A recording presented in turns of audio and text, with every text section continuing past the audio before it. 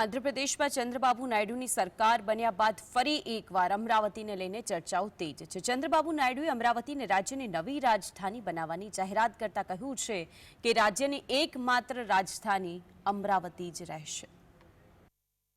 Telugu Desam party એટલે કે ટીડીપીના વડા ચંદ્રબાબુ નાયડુએ આંધ્રપ્રદેશ વિધાનસભામાં મળેલી ઐતિહાસિક જીત બાદ જાહેરાત કરી છે કે આંધ્રપ્રદેશની રાજધાની અમરાવતી હશે। તેમણે મુખ્યમંત્રી પદના શપથ ગ્રહણના એક દિવસ પહેલા આ જાહેરાત કરી હતી।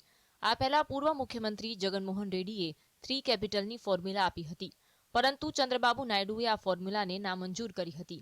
સાથે તેમણે કહ્યું કે અમારી પાસે એક જ રાજધાની અમરાવતી હશે અને વિશાખાપટ્ટનમને આર્થિક રાજધાની તરીકે વિકસાવવામાં આવશે। વર્ષ 2014માં આંધ્રપ્રદેશ અને તેલંગાણાનું વિભાજન થયું હતું, ત્યારે હૈદરાબાદને 10 વર્ષ માટે તેલંગાણા અને આંધ્રની રાજધાની બનાવવામાં આવી હતી। 2 જૂન 2024ના રોજ 10 વર્ષ પૂરા થયા બાદ હૈદરાબાદ હવે માત્ર તેલંગાણાની રાજધાની બની ગયું છે।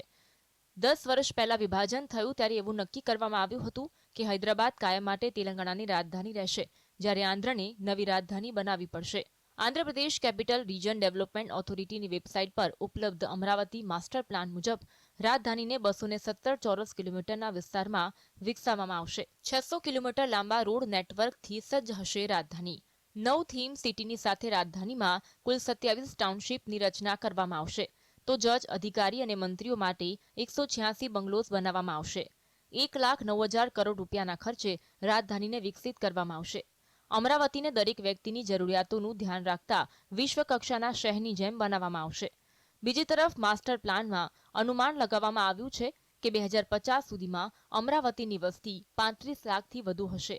અમરાવતીને રાજધાની બનાવવાથી 15 લાખ નોકરીનું સર્જન થવાની અપેક્ષા છે।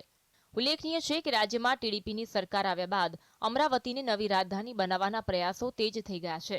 નાયડુએ તેમની અગાઉની સરકારમાં અમરાવતીને રાજધાની બનાવવાનો પ્રસ્તાવ મૂક્યો હતો। આના પર કામ પણ ચાલી રહ્યું હતું, પરંતુ વર્ષ 2019ની વિધાનસભા ચૂંટણીમાં ટીડીપીની હાર બાદ આ યોજના પર રોક લાગી હતી, જ્યારે નવનિર્મિત સીએમ જગનમોહન રેડ્ડીએ 3 રાજધાની બનાવવાનો પ્રસ્તાવ મૂક્યો હતો, પરંતુ હાઈકોર્ટે તેના પર પ્રતિબંધ મૂક્યો હતો। હાલમાં મામલો સુપ્રીમ કોર્ટમાં છે। જો કે હવે ફરી એકવાર ચંદ્રબાબુ નાયડુ રાજ્યના મુખ્યમંત્રી બન્યા બાદ અમરાવતીને રાજધાની બનાવવાની કામગીરીને વેગ મળવાની આશા છે। કેન્દ્ર સરકારમાં ટીડીપી હોવાથી કામમાં ઝડપ આવે તેવી સંભાવના છે।